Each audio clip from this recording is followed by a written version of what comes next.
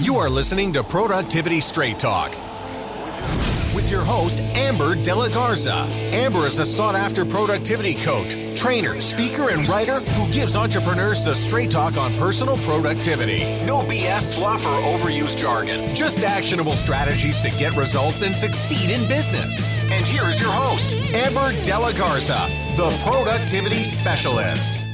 Welcome, and thank you for listening to Productivity Straight Talk. Today is episode 257, Creating Freedom with Structure, an entrepreneurial case study with Jessica Risko Smith. If you're a business owner who wants to learn effective business strategies, improve time management, and elevate productivity to maximize profits, reduce stress, and make time for what matters most, then you're in the right place, and I'm so glad you've joined me.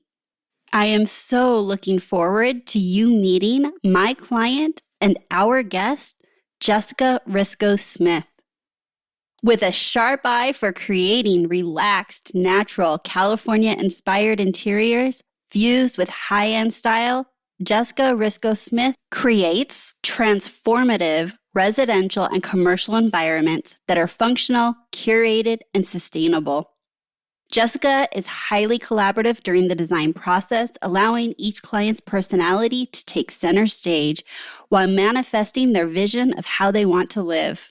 Her projects are layered in materials and textures and colors while remaining comfortable, cohesive, and livable. Jessica and her skilled team handles all aspects of the design process from concept to completion, ranging from space planning, project management, concept design, and consulting with architects and builders. In my conversation today with Jessica, we are going to pull back the curtains and talk about how Jessica built her team and how it's serving her, what she had a hard time recognizing, why Jessica sought additional support and how it's helping, the time management skills she utilizes consistently, and how Jessica's relationship with structure has shifted. We also dive into so much more about the ahas, our working relationship, her transformation over the time of us working together. I wanted to highlight Jessica because she is an amazing business owner. She has been an exceptional client. And I believe that so many of you can resonate with her story, connect with her challenges, and honestly, it's just inspiring of how much she has accomplished. So let's meet our guest and get to the straight talk. Hey, Jessica, welcome to Productivity Straight Talk. How are you today? I'm great. How are you, Amber? I'm so good. I'm so glad you said yes to my invitation to having you on as a guest. We have worked together for quite a while, and I've just been so impressed with your journey and our time together. And I think it's about time other people can learn from your journey and, just hear what your own story is of growing your business and some of the challenges and definitely the wins that have come through that. So much to share and learn. So thank you for being here today.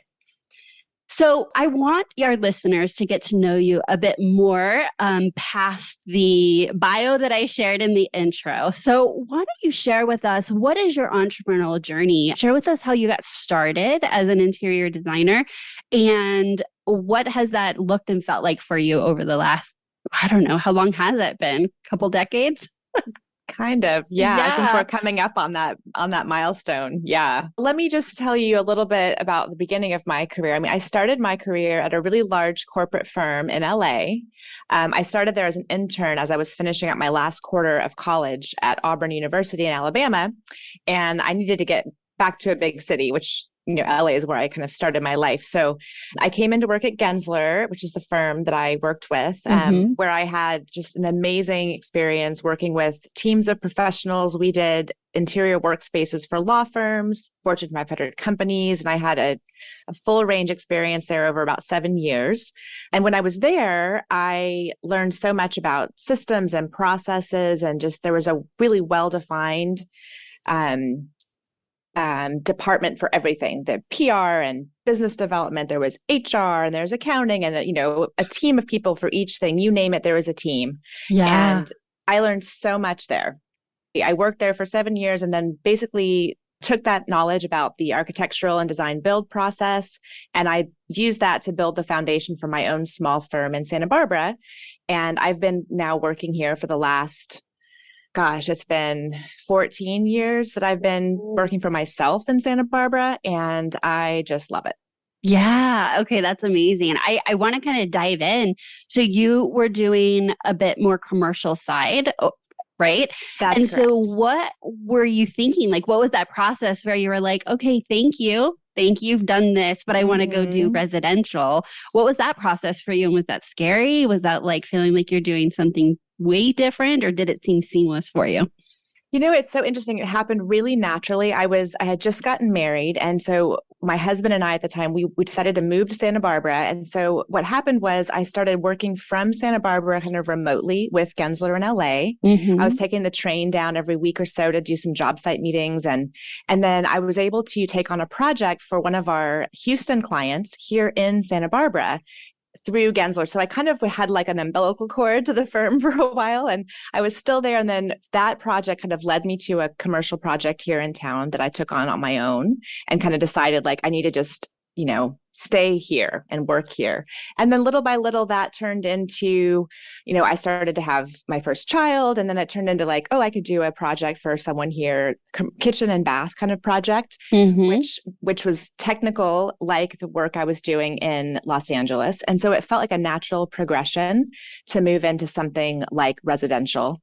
And I had the background to understand construction, and I had a lot of clients who they just didn't really know the language. Yeah. So I kind of built my next chapter on this notion that I understood contractor speak, and I also understood client need, and I could be kind of like this translator between the two, and then take my creative voice and put that into practice in that context. I love that. I mean, you made that sound so seamless, right? And then when you're in it, maybe it doesn't feel that way, but then you look back and you're like, and all those steps were meant to be. All those opportunities led to the next thing and the next thing. Totally. I love when we can, look back and pull those strings through our careers or in our lives when they work out that way.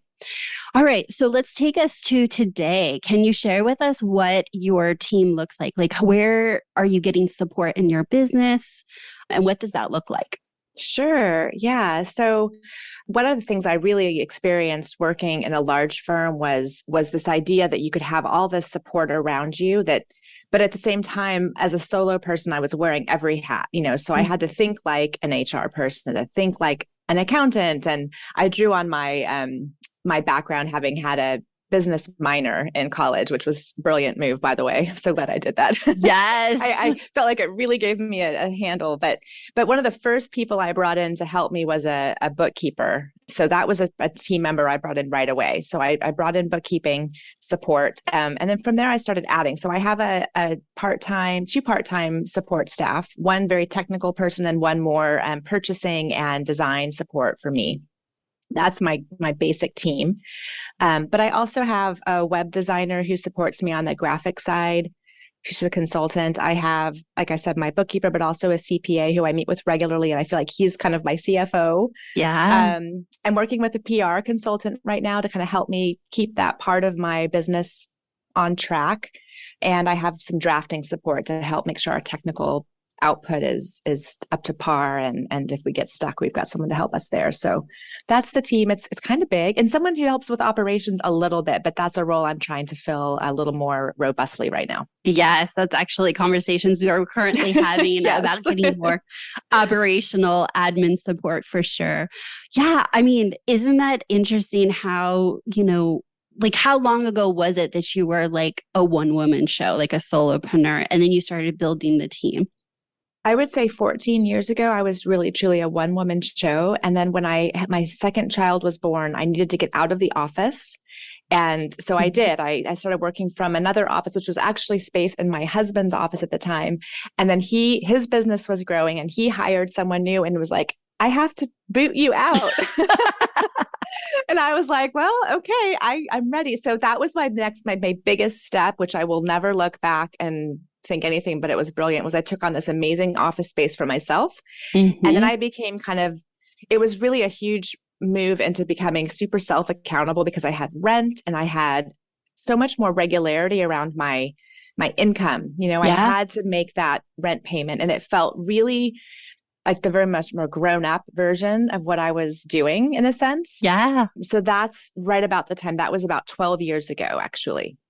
Okay, excellent. Oh. And, I didn't know this. So I'm glad I'm asking these questions, right? So about 12 years ago, would that be when you felt like you also had more structure in your schedule?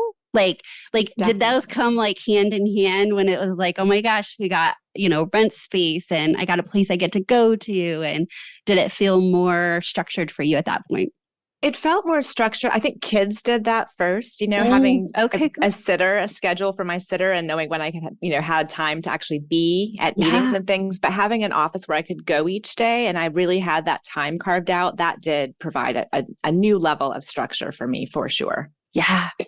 All right. So then we're going to take us to currently, we've been working together for a year and a half, I think right now. So we close to that. And, what were you looking, like what was going on in your business when you were looking to get, help and support with your business through coaching?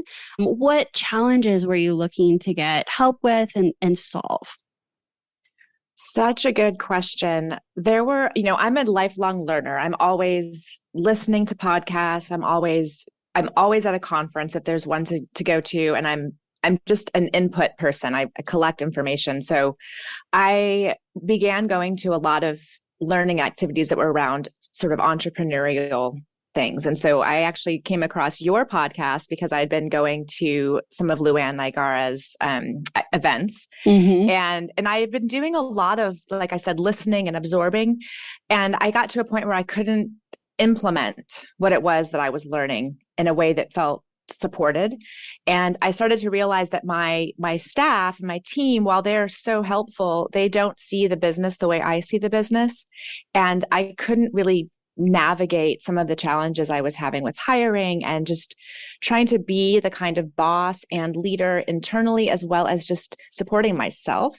I was struggling with a lot of overwhelm and just the idea of all the hats you wear. I was just didn't know which hat to put on each day. And just, I knew I had to put attention around certain things, but I couldn't prioritize. So there was just I was giving myself a lot of grief. I had a lot of self-criticism around what I wasn't able to do and had a really hard time seeing what I was doing and giving myself, celebration and support around in a compassionate way. Yes. So I think that's really what led me, I think, to seek you out. I felt like I really appreciated your style and I wanted someone who could kind of give me the hard truth, but I could tell had empathy and compassion too.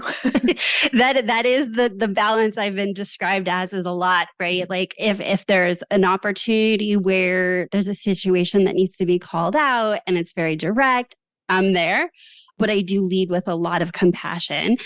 I think that, I probably have said it in every coaching session I've ever done at some point with a client is this an opportunity to give yourself grace?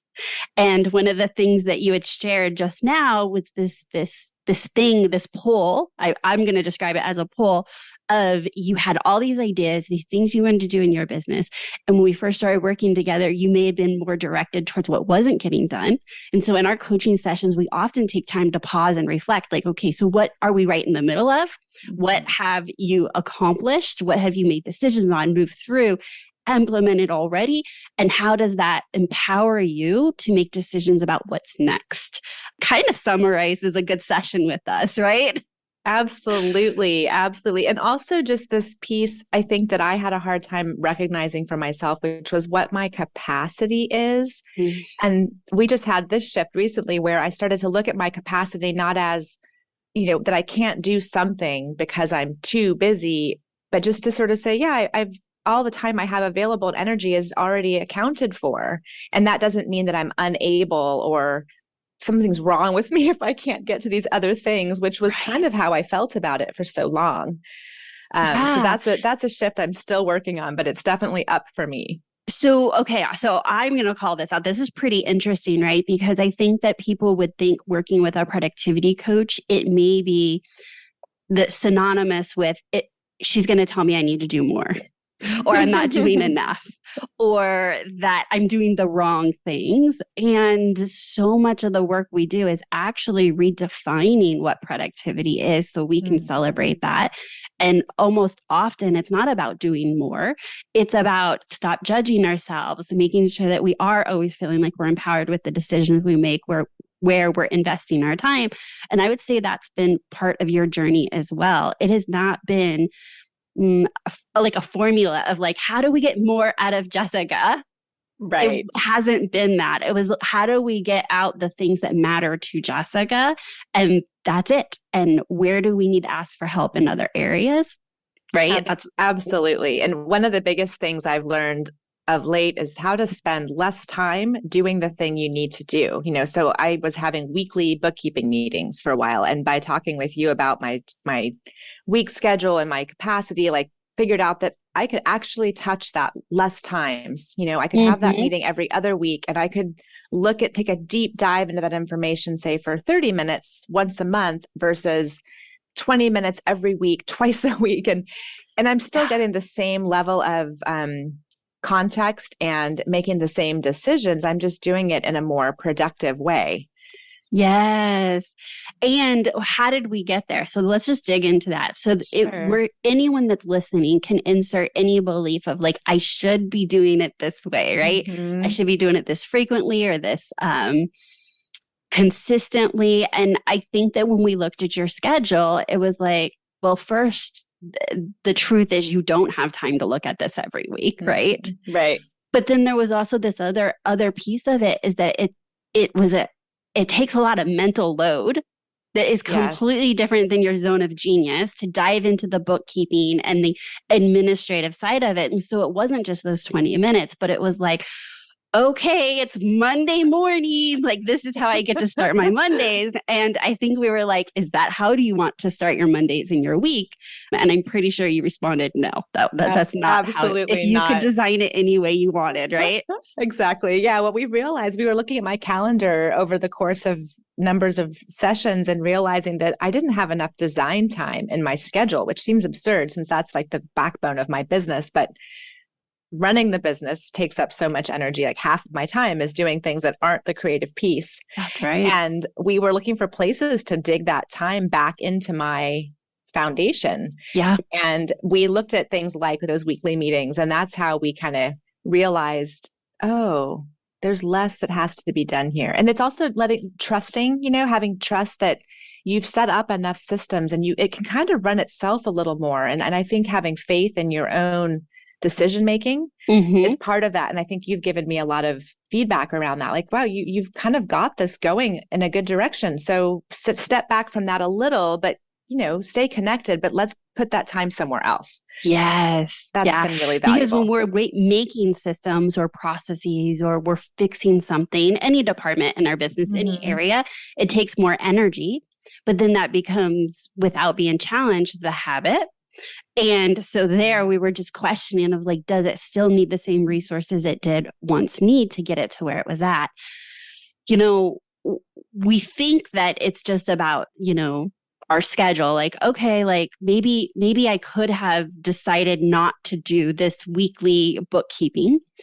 But what I find is that if you're not partnered with somebody where you can set time aside to raise your head up above the forest and question and ask things, those things get unasked, unanswered, and you just keep kind of trekking along as normal. And I would say that, would you agree that the coaching is just that pause in time where you could work on your business, think about it strategically, and then you can dive back in with better decision making around, just the most odd things, right? Like one thing we're sharing now is the bookkeeping, but we've questioned a lot of stuff in your business or just how things operate.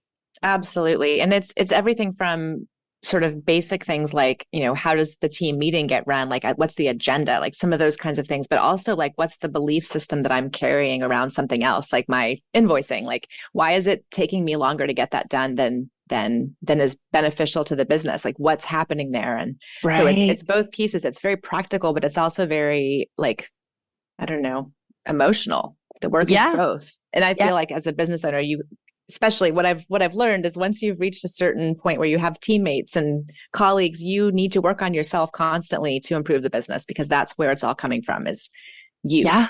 Absolutely. Yeah. As a coach, I'm looking at solutions, and sometimes it's just like, oh, change that. Like it's a strictly strategic decision. But it's also up to me to see like, okay, she knew that decision, not you, but he, my client knew that decision. And so what else is here? Why is there resistance? And then oftentimes it needs to be pulled back the layers of, is it mindset? Is it thinking? Is it a belief? Is it what else is going on? And that can be a whole conversation, and sometimes just seated over multiple sessions that ultimately can get rooted in like a real change, right? And so there's this mix of like the deeper work and a mix of like the simpler, like check, did this, okay, next. Is that how you experience it, as well as like this kind of working both sides of it? Is the easy one-offs as well as the deeper work? Absolutely. And it's taking that time to put into practice all the things that you suggest so you can try them on. It's like this, we work a lot on all or nothing thinking, which is one of my biggest like tendencies. And so it's this idea of like, oh, well, this worked. Great. Let's do everything that way. Or let's try this one small change and practice it and then see, and then evaluate. So this idea of give it a look and then evaluate it, and then maybe keep it or don't. And just, it's constant evolution. And some things are giant and some things are tiny, and they can have equally huge impact in the success of the business. Yeah. The way that we come to our businesses is who we are, right? And with that comes beliefs and thought patterns. And I believe we can't be everything to our business. At some point, our business grows to a point where you need the help. Like you may have known bookkeeping to get you to a certain point, then you need the expert. You could do marketing to a certain point and you need an expert. And where I'm getting with this is that, yes, your tendency is all or nothing, but in the moments when I can ask you a different question or I can phrase it a different way and we find that gray area, is helpful to the business because it may need that, but it's also helpful for you to retrain yourself in the way that you're thinking about things. And so you may be really aware of that now. I don't know that you were 3 years ago or 5 years ago, that is how you saw things. And so what's interesting to me is when we partner with somebody that's a little bit different or sees things differently, it invites us to see the world differently, our business differently. And there's times you come to sessions, you're smacking the gray, and we celebrate the solution, but we're also celebrating that you did not come all or nothing or this or that or black or white thinking. And for me, like I have goosebumps right now. Like that's the real win. These things that come up in our business come and they go and they feel big at the time. But when we can do these like bigger changes, I love that. That's the stuff that I love, right?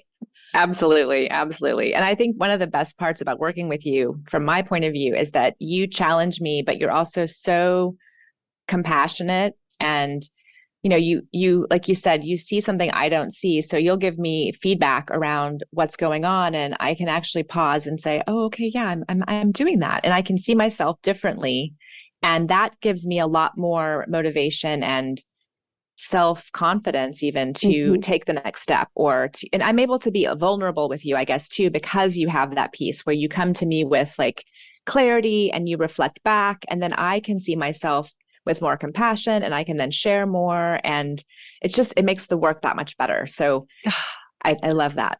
So I'm glad you said that. I was waiting for you to see if you would share that. So that's great. I do want to say that when people are thinking about coaching or what that experience is, I'm always saying like, I partner with you.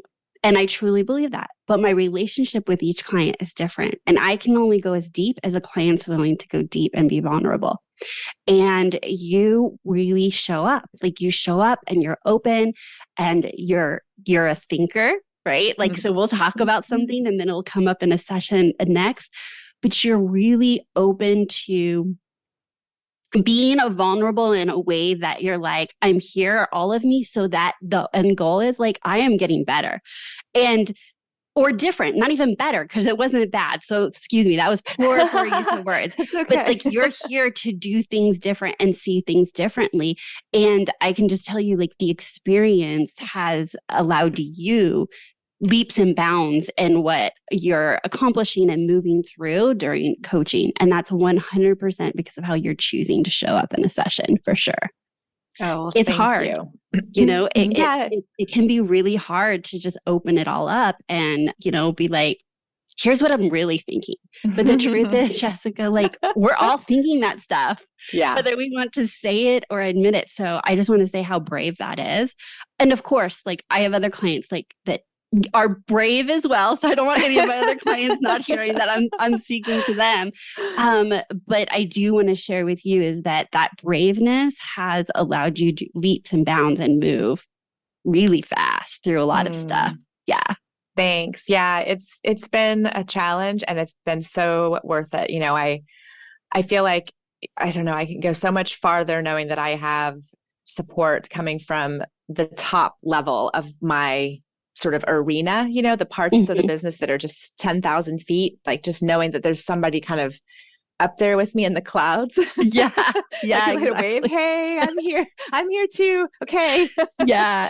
Feels really good. You know, that they were talking about just having someone that has a different perspective. The other part of that too is that it is actually beneficial that I am in and out of your business on a cadence, because that's how I can pull you up out of it. Because I'll say like, oh, like I remember clear as day, exact words or scenarios that were said a month ago or 2 months ago, because I'm not in your business every single day. Yeah. And so when we see that, it's helpful to start seeing patterns and recurrence of like maybe some challenges that are coming up.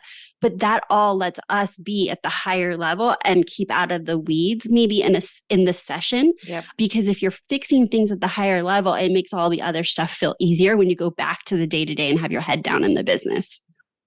It's very true. Yeah, I remember we tried having a 2 weeks in a row session and it was like, oh, I just saw you. Like nothing really happened. Yeah.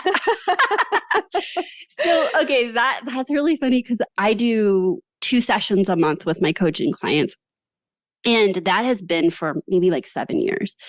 But when I first started, I didn't understand. I just thought, of course, more support is better, right? Like more face-to-face time is better. And it was early on when I realized like, absolutely not. It doesn't give any time for implementation or reflection, because the clients that I'm working with are still running real businesses and have real lives. And, you know, there's only pieces of the day or the week that you're implementing things that come from these like, you know, ahas or decisions that need to be made. And every week doesn't generally work out at all. You don't get a chance to make the progress between sessions and then reflect and then go on to a new area in your business between them. It's true. And I think that also speaks to the longer term coaching relationship too. Like at the beginning, I thought, oh, well, I'll do a round and we'll see how it goes. And it's like, when you realize it's working, you want to keep going because you get more implementation, you get more reflection. Like those things are what drives the change, the positive change. And so it surprised me and also didn't surprise me that we have been working together for as long as we have. Yeah. And, you know, what comes with that too is the rapport, right? We can jump in. And now I'm like, I've got 1.5 years of history in the business of like, I can move through with less words to get us to wherever we need to get to in a session. And that just naturally happens as the rapport is being built with your coach or whomever you're working with. It's just like an employee. When you first start out, you got to get to know each other, you find your rhythms. And then next thing you know, you're like, oh my gosh, like they can read my mind. Exactly. So rapport is good once you figure it out in all areas of your business. So another area in which I wanted to talk to you about is your relationship with structure. So that wasn't loaded. You're laughing. So you actually love structured schedule. You thrive in the structure. But like, what has been your relationship with like realizing that is what you like and how you show up your best with your schedule, whether that's your routines or your block schedule? You want to share with us just a little bit about this? Yeah, it is a loaded question because for so long I thought structure, oh, it sounds horrible. It sounds like I have to do it and it's like, make me do this now. But gosh, now I see structure as this like scaffolding almost, it's this support system where I get to decide what I think is important and I get to put it where it goes in my calendar. I get to work with my priorities. It's kind of like, it gives me an opportunity where I can say no to something because I can easily see what I'm saying yes to. Mm-hmm. It gives me a place to understand where I'm putting my time and energy. And then if things are out of whack, I'm able to look back and see like, what can I do differently? What maybe did I do, too much of, or what did I have not enough in my calendar for? So yeah, structure now feels like my best friend. And Yes. actually one of my close kind of mentor women in my life has the sign in her office that says structure creates freedom. And it really does, because once you've decided, it's like when you plan your meals for the week, like you walk home, you just start doing the thing. You don't have to think, you don't have to make a bunch of decisions. It's there to support you. So now, even though I have to kind of recommit a lot to my structure, I have to remind myself that it's good for me. And I have to say, okay, I'm begin again. If I make a mistake or if I miss a day or a couple of days of being on a structured mindset, I can start over. And it's a thing that's there for me and I can just pick it back up. And that's been another mindset shift for me over the course of the last year. Yeah. And that shift is what lets you rewrite it. So the whole time, if you tried structure, it was like this relationship. It felt, right? Mm-hmm. And it was all about the thinking of the thing.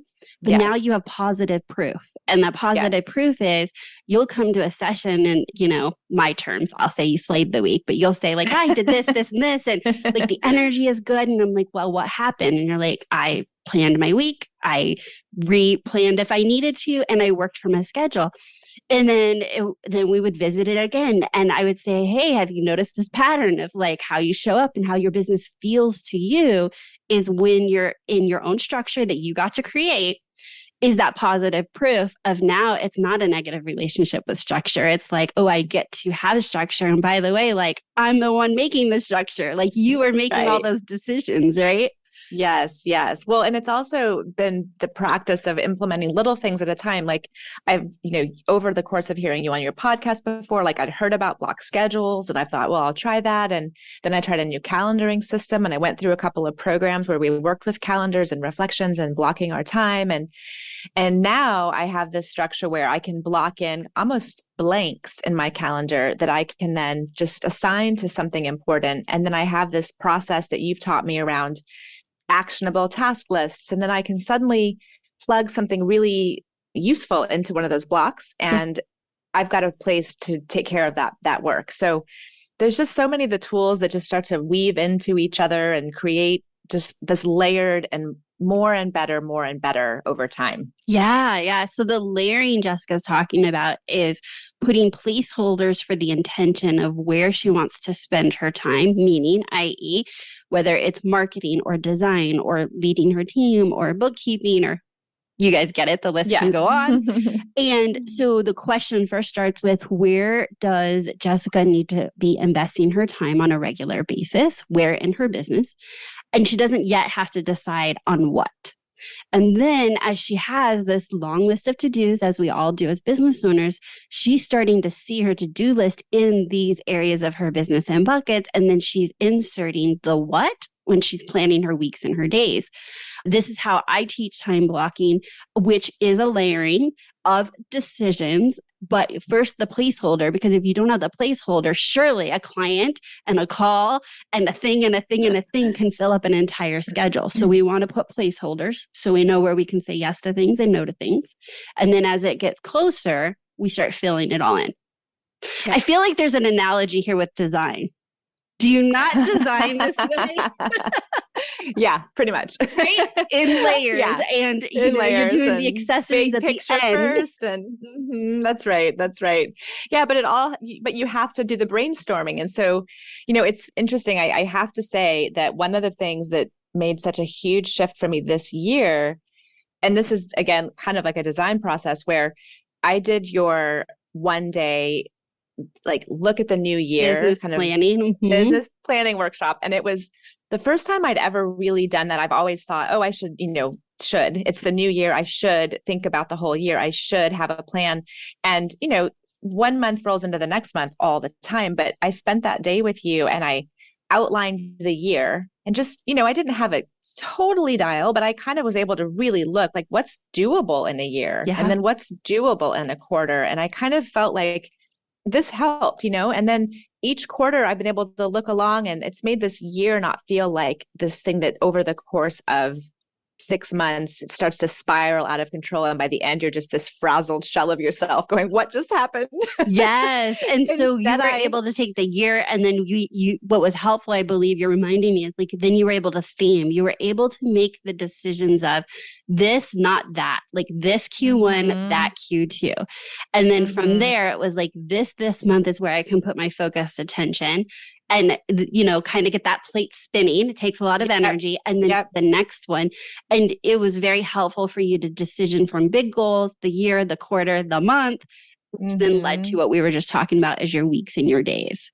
Yeah. And the reason it came up for me just now to tell you that was that before, a month seems like a long time, right? You think you have a lot you can do in a month until you start to realize that there's these 12 different hats you wear and you think in your head that you're going to touch them all that month. And the reality is that's not possible in a real way. So rather than trying to touch everything a little bit all the time, that planning process, just like the block schedule, lets me really decide what's going to get my attention and for how long and what I'm going to do with that time. And then I can, the next quarter, because 3 months goes by so quickly. And if I don't touch, say, I don't know, marketing, the business won't die, but I know that by 3 months, I've got to check in there. And then what is the intention? Is it that it just needs a reboot? Does it need a full overhaul? Is there a project? It gave me a place to really look and say, okay. And then something might take longer and I can see why it took longer. And then I can then adjust accordingly. So it just, again, it's that framework of space and time and deciding ahead of time and then knowing you can make adjustments if needed. It's not like you set it in stone. Right. And we all know that every one line item of a plan, so like you put one little word or one sentence, right? Seems so little. So you put a few of those in a quarter and then you're like, but what else? And then the list kind of gets longer and longer. But what you've been able to do is make something very abstract and put it concrete, like where in the schedule does it go? And really be able to make decisions from that. I believe that we also had this conversation about reviewing your quarters or your months, and we framed it as this. I said, if at the end of the month or end of the quarter you did, and I just repeated everything you said you were going to do, but you wanted to add more to the list. And all I did was me say what you already wrote. I said, how would that make you feel? And you're like, amazing. And I said, then stop. No more planning. No more needs to get done this quarter or this month, right? Yeah, because you realize that's a lot. It is a lot. And have time. So the thing that I've realized is have time to celebrate that too. Like build in the time to go, whew, I did that. Exactly. Because when you're getting excited about planning, you're like, it can be a little disconnected to be like, actually, that's, 20 hours of work. It seems like one line item, right? Right. So when you pause that and you say, okay, so just imagine your business where you have done this hire and this process is implemented and you've done this mark, whatever that is. What does that look and feel like to you? And if that sounds amazing, like stop there. It's not about doing more. It's about how do we feel like our business is benefiting from where we're investing our time and how are we enjoying our business? We talk a lot about that. I think that, we're very strategic. We talk a lot about decisions, but we always, the cherry on top is like, and so how does that feel for you? What does that look like for you? Yeah, absolutely. And what I was feeling before working with you and before putting this time and energy into this part of my business, which the me part of my business was, I was building these lists that were completely impossible to accomplish. And rather than feeling good about the 20% I was doing, I was feeling like I failed not having that other 80% accomplished. And looking back full well knowing now that there's no way that 80% could ever have been accomplished. And the shift of knowing that if I had just had that 20%, I would have felt great versus dumping all that other stuff onto it. It was almost like I was asking myself to feel badly about myself. And that just seems so silly. It's like plan for what's possible. And then if you can do more, great. If you feel like you've got that extra energy and you have extra time, it's like good, better, best, which you taught me as well. Like start with good. I mean, good's really good. Yes. And this is such a good reminder for anyone that's listening. I think that, for a majority of people, it's the 80% they're looking at, and it's this pull of like, obviously we're go-getters, we're drivers, we're business owners, right? Like we are in a bucket of ourselves. Like we did not choose easy. We chose to challenge and do something different. And so then when you look at what our dreams are, our goals are, and what thus our to-do list is, it can be really easy to get into that mold of what's not getting done. But as you said so perfectly, and I'm just going to repeat, is that repetitive thinking then is like, would I have signed up to be a business owner if I got to think about my business and my day and my to-do list like this every day? The answer is no, but over time, that's just the way that it can be. And so that's what we're rewriting here, right? Like with coaching, with the podcast is how do we bring more joy, less stress? And the 20% means that we have to be empowered that we're making the best decision of where we're investing our time and have peace with this is what gets our time, that 20%. And those are the things that move the needle forward. Absolutely. That's exactly right. Yeah. All right. So I actually needed to tie up your story about attending the full day business planning event. You know what I'm going to say, right? Okay. So I opened that event up. Anybody could purchase a ticket. It was virtual, but for my private coaching clients, I had invited you to attend for free. Yes. And of all my clients, you were the only one that came kicking. You're like, I don't think so. I don't really need that. I mean, like some version of this. So I'm going to paraphrase you, Jessica. You were definitely my only client that wasn't like, yeah, sign me up. And I remember us being in a session. I was like, I actually think it would be perfect for you. Like, here's all the areas in which you enjoy planning.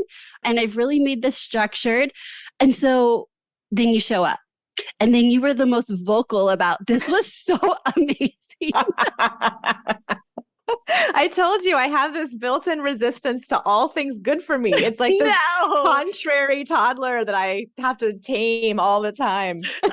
This is good, but I wanted to share that because sometimes the thing that we know is good for us, or maybe it wasn't that, Jessica. And that's kind of what I was going to ask, because I don't think I did ask. Was it that you thought, oh, I got that handled? Or was it the idea of planning a year at the time that I invited you felt like maybe it was just like because of where you were at in that moment in your business? Did it feel like, oh my gosh, why is she even asking me about 2022 right now? It's interesting. I think it had more to do with, remember what I said about the end of the year feels like what just happened and oh my gosh, it's crazy. Yeah. I think there was a part of me that was like, I don't have a day. Like it was not even a full day though. I think it was like, maybe it was 5. I don't know. It was a day, but it would have been like a 3/4 day on the schedule for sure. Yeah. And I think I was resisting that. And it was also my business in particular was bonkers through all of the COVID stuff. And so I, at that time was so everything was overwhelming. I had too much going on. And I just think I didn't have time. I think that I thought I didn't have time. Yeah. And then I had my typical toddler resistance moment of just like, I don't need that. I don't know if I can do that. Yeah. So it was a little bit of all of that. And probably deep down, I knew I should probably take that time and it would be helpful, which is why I was like, maybe. And you knew better. Thank goodness. Yeah. It was a gentle invitation. Totally. Anyways, I'm so glad that I gently said, I really think you needed to come to this. It would be beneficial. But I did think that was interesting that your first reaction was whatever it was, I don't have time, or I'm not in a place where I can think of it because I'm right here in the middle of 2021 still. And I could feel like that in November. It's like, hold on, we're sprinting to the end right now. Why would I pause a whole day and plan, all of next year? But in the end, I think you circled back to that plan each quarter, each month. We kept looking at what were your overall goals. And, with coaching, we're always looking at making sure that we're working through the things, not just the new shiny thing that pops up, but like overall, how is this taking you to your bigger goals in the year? And, newsflash for anyone that's listening, it's not just revenue goals. That's not the only thing that we're talking about. While that is really important, there's really so many other layers to the goals that I believe business owners have for themselves and their business. Absolutely. I think what was so interesting was that, I think for the last 6 months, I've brought this with me to every coaching call because I keep thinking like, I need to check and see, what did I say I was going to do this year? And where am I? Am I on track? And I've had to adjust it, which is exactly the point. And I think that was probably part of that internal resistance of like, well, if I say I'm going to do something for the whole year, that's a lot of commitment. And I definitely don't like a lot of commitment. Yes. So I was like, oh, I don't know about that. But what I've learned through working with you is that it's just a start. It's setting an intention. And then the point is that you reflect and you decide and you look at it and you're like, okay, well, obviously I didn't know this was going to happen. Let's make some adjustments. And it lets you see things from a broader perspective as you make those adjustments and still hold yourself accountable for kind of to either stick to what you said you wanted or to adjust and say, gosh, that really isn't what I want at all. And the other thing that came out of that session that was so great was my word for the year, which also felt like I was like, I'm getting a tattoo or something. Like, what am I going to make the whole year about one word? Like, what? But my word was clarity. And it has been like a guidepost this year for me to just know that everything I do is about clarity. Like I have more information, I can make a better decision. That's clarity. Or a team member shows up a certain way and I see them a certain way and I'm like, okay, that's clarity. And it's been hugely helpful. So lots of nuggets came from that decision. That's awesome. I didn't even know we were going to talk about that today. So based on what you said, because I was remembering as well, there are things that you planned in November of last year that you've chosen not to do or pursue, right? And absolutely. When that happened, because it was a purposeful decision, how did that feel versus maybe other years where you're like, what? Where's my goals? Like, oh, I didn't do that. So we're talking the difference between proactively deciding this is something I no longer want to pursue or just kind of reactively not doing something. What does that look and feel like for you as the business owner making decisions about your business? It just feels intentional. What I'm not doing is kicking the can down the road indefinitely. So what would happen in the past is I would think to myself, I should spend some time on intentional marketing. And then here's what that could look like. And then this month is too busy, so I'll push it to next month. And then next month, something came up. And so I'll push it to next month. And without some kind of structure in front of me, I might do that for a year just because time goes so quickly and other things come up. But with this, having it structured, I was able to see like, oh, okay, I can do 3 months of this. And how much time could I really put toward that? And putting some guardrails around things I was doing was empowering. And then sometimes things go longer but that's okay because I've decided they need to. I didn't know it would take 6 months to make any meaningful progress in PR. Right. Now I do. And I can then see, what's the next step. Absolutely. So it's given me more realistic sense of time, even though I thought that it would hinder my time. That's right. Constant paradox. Yeah. I feel like there's a theme here, layering and also making time more concrete, right? Like we talked about it in your weeks and in your years is how do we take something that feels so abstract, but is the conduit to us reaching our goals, right? Like how we invest our time and spend our time is the exact, line to reaching our goals. And it's how we feel about our business, right? Like, is our business something, we didn't get into business into each of our industries because we didn't like it. We actually love it.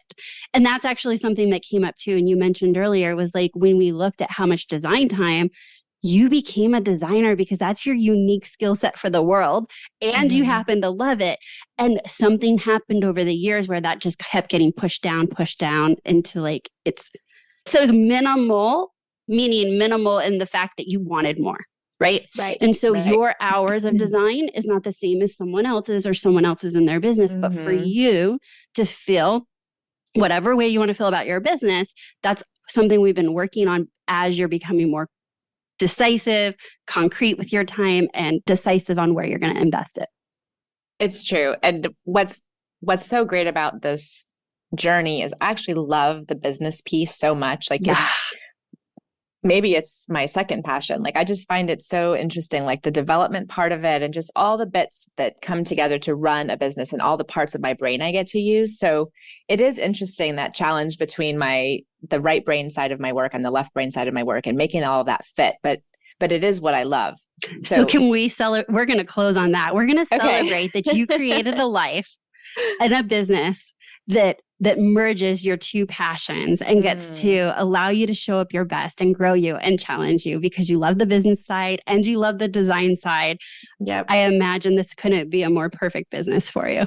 No, and I get to work with people and I get to pick those people now, which is the best part. Yeah. The nice, awesome people that I work with. So yeah, it's pretty fantastic. I feel very grateful. Oh, that's so awesome. Okay. All right. So that's a great place to end on a win because we should all be celebrating our wins. Yes. Jessica, if our listeners want to learn more about you, follow you, connect with you, where can they find you? Thank you. I'm glad you asked that. I think the best place would be Instagram. I love to share all my inspiration, my work, and I try to keep active on my feed and stories. So they could follow along with me there. And my handle is at Jessica Risko Smith. And if they want to take a closer look at my portfolio, they can see my website at jrsid.com. And then you can get to know us and our team. But find me on Instagram. Yes, awesome. And we'll make sure we're linking out to all of those ways to find Jessica too in the show notes. Is there any final words or anything I didn't ask that you wanted to make sure you shared before we close up today? Oh, I would just say, definitely invest in yourself and work with a coach. And Amber, you've been so great. I'm so blessed to have found you. And I'm excited about what we're going to do next. Awesome. Thank you so much. I did not know she was going to say that, but thank you so much for ending it that way. I appreciate you, Jessica. Thank you so much for being here. And thank you for sharing your journey and your experience. I no doubt believe that it is going to empower and inspire someone else to take the vulnerable step of asking for help and exploring all these ways to grow as a business owner. So thank you so much, Jessica. Thank you, Amber. I have loved having you listen to this episode of Productivity Straight Talk. And I sure hope you enjoyed us pulling back the curtains and chatting about Jessica's journey and experience and challenges and lots of wins that she's had. And while it is great to hear a good story and connect, I need to be straight with you. No change, no change. Without taking action, nothing will change for you or your business. What you heard today was that Jessica took action. And Jessica has been taking action throughout her journey of being a business owner. But along the way, at some point, she decided that the action she needed to take was to ask for support, to ask for help. And that's what she did when she reached out and inquired about working with me through my private coaching program. She reached out because she knew that she wanted more structure. She wanted to figure out how she could be more impactful and productive and efficient, how she could lead her team with confidence, move through decision making. And so maybe today's action for you is to schedule a discovery call with me and find out what it would be like working together. Find out if us working together is the right next move for you and your business. I would love the opportunity to chat and talk about partnering with you in the new year through my private coaching program. To learn more and to schedule a discovery call, you can head on over to amberdelagarza.com/coaching. I would love to connect with you and chat with you soon. And today I have a special thank you for Pros Talk, who recently said, "I love Amber's insights on all things business and productivity. She sneaks in a lot of other good things too, like getting your mindset right and personal examples to get her point across. I gain something new every time I listen." Pros Talk, thank you for taking the time to leave a review. For those of you that have been a long-time listener and find that you are getting insightful value and strategies that are making an impact on your business, please share that with me through leaving a review. You can leave it wherever you're listening to this episode of Productivity Straight Talk. It's just incredibly helpful, well, for me to know that I am touching you in your business, but really for others to get an insight of what they could expect when they tune in to Productivity Straight Talk. So that's my Straight Talk for today. Until next time, have a productive week.